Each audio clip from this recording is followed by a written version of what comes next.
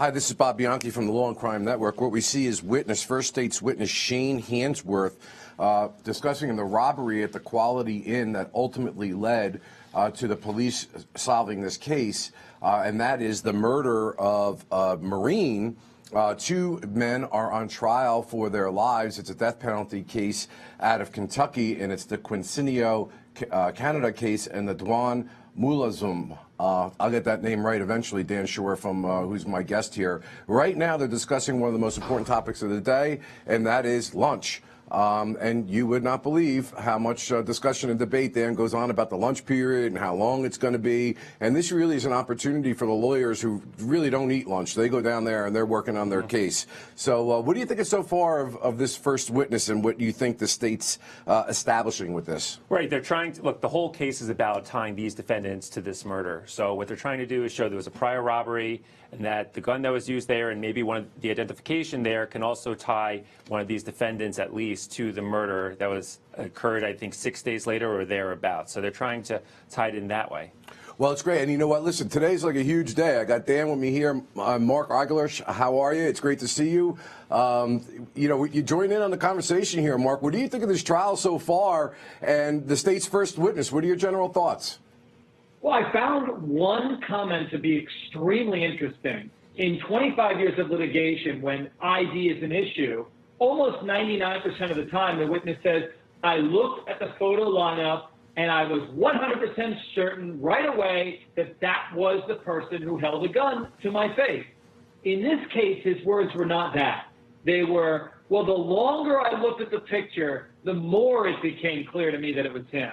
I can do a lot with that on cross-examination. Yeah, and Mark and Dan, we all know, and I always like to refer back to my person who taught me, my dad, 86 years old, always used to say, the number one way a person is going to be convicted of a crime they did not commit is by a bad identification. And for our viewers out there, the reason why that's really hard to cross-examine a person making a bad ID is that they are so convinced they actually identified the right person. Don't you agree, Dan? Yes. Now, in this case, you're right. It's unusual that he says the more I looked at it, the more convinced I became. But there's also a ring of truth to that, because if he was going to lie, he would express more confidence. Now, he may be wrong, though. He might have, as he looked at it, more convinced himself. Certainly the case can't rise or fall just on this identification, but the prosecution's going to use this and hopefully, in their view, other evidence and piece it together to show these defendants are the right ones. Excellent. And Mark, you had indicated that you see a lot of daylight there as a great cross-examiner in terms of that kind of a weak statement. He eventually said, I 100% know. Where would you go tactically with this kind of witness in terms of trying to show the jury that this identification is not as solid as is being testified to in court? I would argue there's internal conflicts with what he's saying. He's 100% sure that's the guy. But wait a second. If you break down what he was saying, he wasn't 100% sure right away. In fact, he wasn't sure. It took time. So it's kind of like a graph. I'm not sure if it's him. I'm not sure if it's him. It probably is him. It most likely is him. Okay, now I'm 100% sure it's him. Well, what happened? What happened during that time period? Were you worried that you might say it wasn't him and then he'd get cut loose, and maybe it's the guy, maybe it's not? You know, Mark, you're bringing up excellent points, and, there's also a lot of confirmation bias that goes on with these things. They kind of identify with being on team police and prosecution, and many times just convince themselves. But listen, I love you two guys as guests. We got so much to cover, but we got to go to these amazing top crime stories here at the Law and Crime Network, the only gavel-to-gavel coverage where you can get guys like Dan and Mark to be giving us their expertise in the tactics of trial work. So on the other end of the crime stories, we're going to come back and discuss this case a little bit more while we're on break.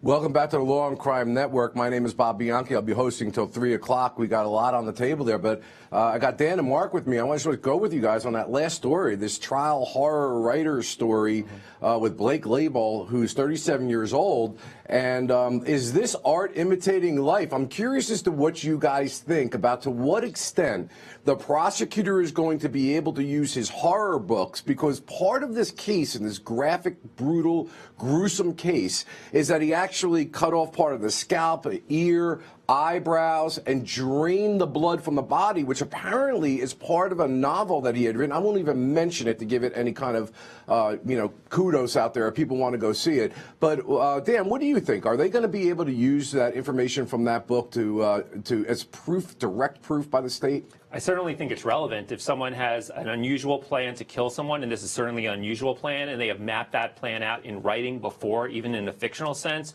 that doesn't prove that they did it, but it's certainly relevant because it shows that this was in that person's mind. They knew how to conduct a killing in this sort of way. So absolutely, it comes into evidence. So, Mark, let me have your defense lawyer hat on. If before we go to trial, I'm going to give you time to think now, okay? Before we go to trial and before you're in front of that jury, you can file a motion as a defense lawyer and say, hey, wait a second, Judge, this is a fictional work that's done, and to include that before this jury would be unduly prejudicial. What are your arguments to get that thrown out, or do you not want it thrown out? Well, first, let me make clear that if Dan's the prosecutor, I walk over to him and I say, I wish I was the prosecutor in this case. So I agree with him 100%. Now you put me on the defense side, which is very good broadcasting, I would add. So now I got to put my defense hat and try to pretend I've been paid money to represent this guy. Yeah, I would say it's more prejudicial than probative. Judge, the minute the jurors hear about what's in his mind and what he put down, they're going to erroneously think that that's something that he agrees with, participates in. It's just his imagination. And it would be more prejudicial than probative. Well, Mark, what you were talking about is an evidence rule, and I always love to talk about evidence rules here because, folks, for those who are watching, it's not a free-for-all in a courtroom. There are certain rules that we have to go by, and one of them is what Mark just mentioned. Typically, in most states, it's evidence rule 403, which means that there are some pieces of evidence that may be probative, but their prejudicial impact is and speculative nature of it is so wild that it could lead to confusion of the jury or shouldn't be admitted as evidence, and that argument is made all the time. Mark, you did a great job. You did the exact defense argument that you should, and Dan, you did a great job in bringing out the prosecution piece. Hey, folks, we're in the Kentucky versus Quincinio, Canada, and Dewan Mulazum murder trial. These are two individuals who were accused of murdering a Marine and by shooting him in the back and also injuring his wife while they were outside at the wife's birthday party. We have our first witness in this case, and he is Shane Hansworth. He was robbed at a Quality Inn, and the gun that was used was eventually connected by the police. But Mark and Dan, there were some great defense opening statements in this case. I want to go to a clip of one of those parts of the defense opening, and on the other side of that, I'd like you to put both of your prosecutor hats on, your defense lawyer hats, and tell me, one, I'm going to ask you, why didn't one defense attorney give an opening? And two, how effective was the one defense attorney that did give the opening? We'll catch you on the other side.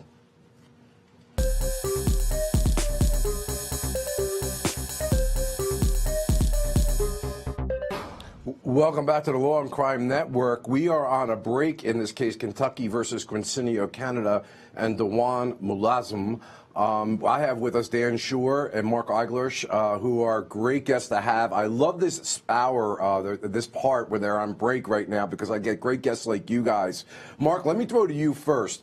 There was a lot that defense lawyer said, and we know that many times defense lawyers are not that specific in their opening statements about things the police did do or didn't do. I think I know what you're going to answer was the most compelling thing that she claims is going to be shown, but I'm curious, what do you think was most powerful to the jury? Can I criticize her first? I'm so eager. I mean, here's my pet peeve. I teach my law students that either your client's guilty, and if you're the defense lawyer, that cannot be an option, or your client's innocent. Let's stop for a second. They want to take the life of an innocent person. What type of demeanor do you think should match those feelings? Right. Not what was oozing from this defense lawyer. I didn't believe that she believed it, and I will not start by crediting things that she said before I first say that, because that really troubles me. Okay. Yes. So the next part is, what did you find compelling? All right, fine. The part at the very end when you cut off where, again, I think I said it earlier for anyone joining us, the eyewitness is not certain, at least until a certain amount of time goes by, as he's looking at the photographs, that that's the one who robbed him. To me, that speaks volumes. That means he's not certain and he had to convince himself, or something happened during that time period. That's not, I'll never forget that face. I'm certain of it. I'm 100% sure. I knew it right away and I'll never forget it. Well, Dan, I respect my colleague very much there, Mark. I train many trial lawyers myself, and the thing is that sometimes you can't put a square peg in a round hole. And what I mean by that is that sometimes the personality of the people trying a case is different.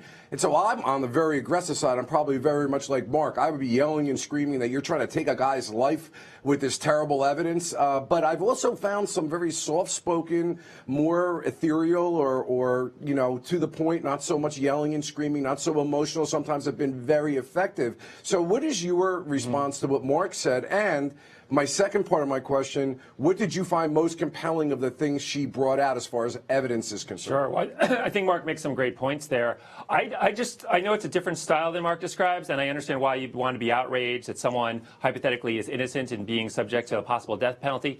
But I did find her exuding confidence in the sense that she gave out a lot of specifics about why her client should be found not guilty. And so many defense closing arguments, or excuse me, opening arguments, are just about reasonable doubt and listen to the evidence and you look carefully at all the evidence, and at the end of the case, I'm going to say there's reasonable doubt. She was actually giving specifics that the ID might be tainted, that there was DNA under one of the victim's fingernails that didn't belong to the defendants, and all these other reasons, specific reasons that you don't see in a lot of cases. And to me, that was very compelling, and the prosecution certainly will have to address all that. Well, I'll tell you, mine was, no, the DNA doesn't match. I thought that was compelling. But, Mark, we'll have to get back to you on the other end of this because we still have a little bit more of the defense we have to get to real quick for our listening and viewing audience. And on the end, we'll come back and get your point and discuss a little bit more. We're at Kentucky versus Quincinio Condata and Dewan Mulazum. And here is more of that defense opening statement.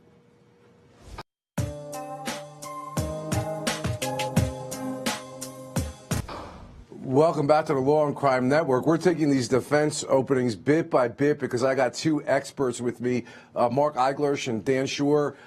Listen, guys, I just think she's doing, I did a little informal poll. I think she's putting out some points here. For a defense lawyer, she's not just doing the American flag and presumption of innocence and reasonable doubt. She is getting specifically, not only will she show the evidence says, but she's also talking about the failure of the police to do a number of things and even waited years to do certain things. I personally think she's kind of effective. Mark, I know you had a point you want to bring out. What do you think? Well, I have a new point and I have an old point. First of all, when did the bar become so low to call someone effective when they're actually talking about the evidence? Really, that's all it takes, Bob? Come on, buddy. Hey, Mark, listen, brother. Listen, brother. I've been trying cases probably longer than you've been on Earth, and I know good lawyering. And the fact of the matter is, you do not hear opening statements by defense attorneys that are getting so specific about the failure of the police to do things and making assertive statements. I've been around, brother. I teach just like you do. I think she's doing a good job.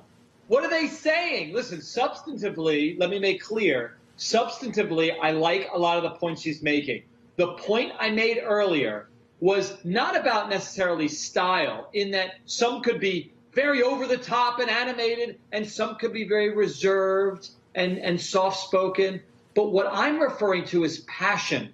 I look into an attorney's eyes, and regardless of whether they're over the top or in the middle or very soft-spoken, I look in their eyes and I ask myself, do I believe that they believe what they're saying? She looks like someone who's imitating someone who's representing someone. She doesn't look like she actually feels that her client is innocent. That's all I'm saying. Okay, fair enough. What do you think about that, Dan? Well, I mean, I do believe that she believes it, so we just see it differently. But I agree with Mark. There is a low bar here because most defense arguments that I've seen in opening statements don't present evidence. And I know to praise someone for presenting evidence and facts, maybe that is a low bar, but I think that's where we are, that most defense attorneys, when they get up, they don't know why their defendant should be acquitted, but they make that argument, reasonable doubt, he has a right to remain silent and all of that, and they don't get into the specifics of the prosecution's case and what the flaws are, and she's doing that. So this is more substantive than I would say 95% of the defense arguments I've seen. Maybe that's a low bar, but that's what I've seen in my experience. Okay, guys, I know we got a lot to talk about. It's going to be hot. I love it. But let me ask you, I'm going to throw to you, Mark. What do you think about the idea that the one defense lawyer didn't give an opening statement? Good move or bad mover? Can you make sense of it? It's a smarter move, in my opinion, if that defense lawyer knew the other lawyer was going and obviously knew what that lawyer was going to say. Then they could keep it close to the vest, and if they want to, give one later. I don't know what the thought process is, but I can't condemn it. Mark, something tells me about you, and I don't know you well, but something tells me you have never said in a courtroom, I've got nothing to say, Judge, in an opening or closing, that Mark Eiglarsh is getting up there and he is going to knock it out of the park. Not only are you correct, Bob, but I consider it an opening argument, not an opening statement.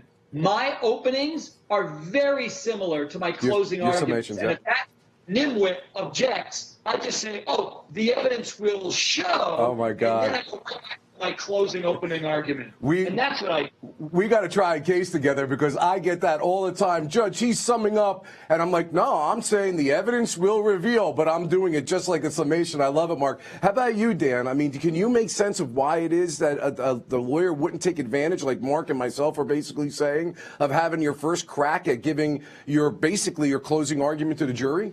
It's hard to tell because I do think it's an opportunity. Not only do you want to present the evidence the way you see it, but you also want the jury to get to know you as a person. Part of an opening statement is to get them to like you, to trust you, to build a rapport with the jury. And you get that by looking in their eyes, talking to them.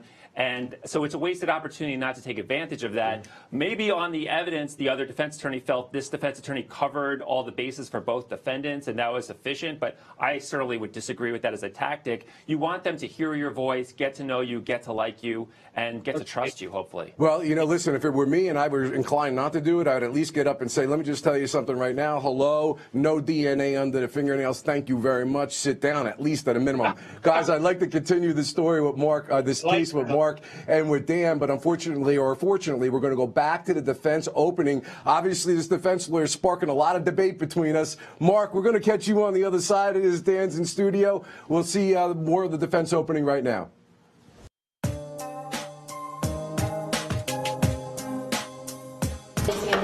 Welcome back to the Law and Crime Network. I am Bob Bianchi. I will be here to 3 o'clock with you. I have my great guest, Mark Eiglarsh, and in studio with us, Dan Schorr, a new trial analyst of the Law and Crime Network. We are looking at the defense opening statement in Kentucky versus Quincinio, Canada, and Mulazum, Dwan Mulazum, two defendants who are on trial right now for their lives. It's a capital murder case. The prosecution did their opening. One defense lawyer chose not to do an opening. This lawyer is doing one. We're having a little bit of a debate here as to whether she's doing an effective job or not. But let me go to Dan first on this. What did you think about the point that they never took, apparently, during this struggle, there was some DNA evidence under the fingernails, and they never even submitted it to the lab? Is that going to be a significant factor in your mind, Dan? It's certainly something that the prosecution has to explain. If there's DNA under one of the victim's fingernails and it doesn't belong to the defendants, why didn't that come out earlier? And whose DNA was that? She should know the universe of people who that DNA could belong to. She is a surviving victim here. She could talk about everyone she's touched in the last couple of days before that, and you'd think you'd be able to identify, well, whose DNA was this, if not these two defendants, if those two defendants were the ones that assaulted her? Well, Mark, you know as well as I do, at the end of a trial, a judge says that you can find a person not guilty based upon a lack of evidence or the failure of the police or investigators to do something they should. And in today's day and age with DNA, there's DNA databases, there's all sorts of transfer that occurs during a struggle and during one of these kind of encounters. Do you think that that is something that is a problematic for the prosecution in this case? Huge. I would make it the centerpiece of my case. I would say, how dare they put you in a position where you have to guess whether these eyewitnesses are being accurate. Right. Science doesn't lie. Science doesn't make mistakes.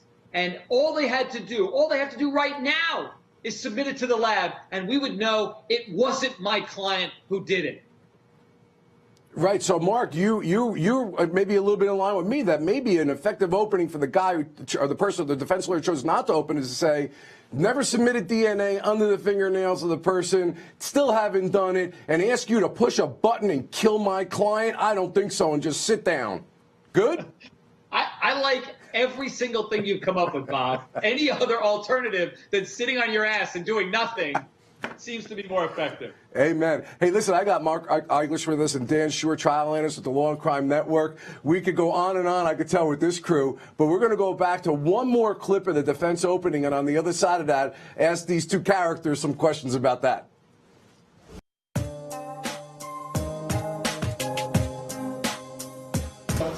Welcome back to the Law and Crime Network. We are listening to the last clip that we're going to do for this period of time in Kentucky versus Quincinio, Canada, and Dwan Mulazum. I got our great guests with us, Dan Schorr and Mark Eiglarsh. We've been having a real spirited and great tactical conversation about the defense attorney's opening statements, sometimes agreeing, sometimes not. I got to ask you guys this question. It's not really a legal question, but it's about presentation in front of a jury, and I know you guys do it, and Mark, you teach it as I do. What about these examples about a river and bridges? I've heard everything about pea soup, minestrone, all these examples to try to talk to a jury about reasonable doubt. Dan, do you think that kind of stuff is effective, or is it just a tad too hokey for a jury? I don't know. It's too hokey for me. Maybe some juries like it. I kind of like just sticking to the evidence, showing why there's reasonable doubt. But I know that juries have a hard time wrapping their heads around what is reasonable doubt, what is not reasonable doubt, and to give some analogy or some explanation that is maybe more vivid may help them. But hey, I've never been a defense attorney, so that's not my area of expertise. You know, if it were me, the only bridge I would be talking about, Mark, is I would be just sitting there saying they're trying to put a bridge here, but I'll tell you what the defense is going to do in the case. We're about to blow it up, and I'd be very direct and very confident. What would you be doing? Well, I'm not going to condemn her for that either. I don't use any kind of metaphors for reasonable doubt. I go right to the jury instruction because I know they're about to hear it, at least in closing arguments anyway. Mm-hmm. And I'd like to track the language. And I think there's enough language in there that's straightforward that I can spell it out for them. Mm-hmm. But I will tell you that in this case, and almost all ID cases, I do use a metaphor, and I do take them into a restaurant. And I would ask them, as I ask all you two, have you ever gone into a restaurant and they don't serve you water or bread right away? And you would say, yes, sure, that's happened to me. And then you go over to the waiter, or the waiter comes over and says, excuse me, can we get some water over here? We're really thirsty. He says, okay, I'll be right with you. And then 5 minutes goes by, excuse me, waiter, can we get that water that you promised? Yeah, okay, I'll be right with you. Then 10 minutes go by and you say, listen, waiter, we've been waiting here. We are parched. Can we please get some water? Now, anyone around you would erroneously think that that's your waiter until he looks down and he says, I'm not your waiter. And that's to highlight that there's a difference between believability and accuracy, that you can believe that that's your waiter at that moment, but you're completely inaccurate. So when this guy looks down, he says, that's the guy who robbed me after minutes or however long it took him to agree to that point. He may be believable, but he might not be accurate. Well, Mark, not bringing bread to the table is a capital offense in an Italian family, I can tell you that. And I get your analogy, but unfortunately at this point in time, we're going to throw to a break for about 2 minutes. And when we come back, we're going to go probably to the prosecutor's opening statement. I like that we did it this way, defense first. Here we are with the break. We'll be back in a minute. Okay.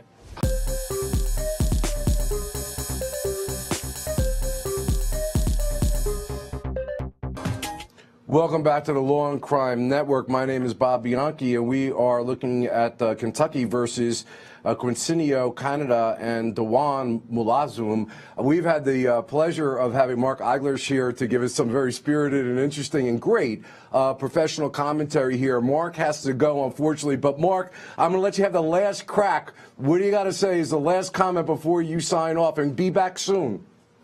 I think that the prosecutors will have an easier time with this case than you've had with pronouncing the names of the defendants. I'm not going to get it right the entire trial, and that, I guarantee you are right beyond a reasonable doubt. Thank you, Mark. Listen, right now we're going to go to the prosecution opening statement, and on the other side of that, I have our guest Dan Schorr, who is a legal analyst here at the Law and Crime Network, and we're going to break that down for you.